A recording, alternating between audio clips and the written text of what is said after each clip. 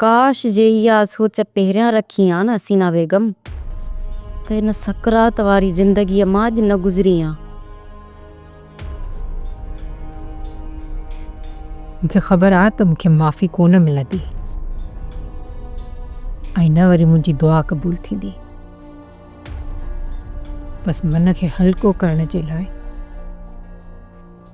रब जे अॻियां सजदो ॾिना त मन रब करीम मूं ते महिरबानी थी पवे।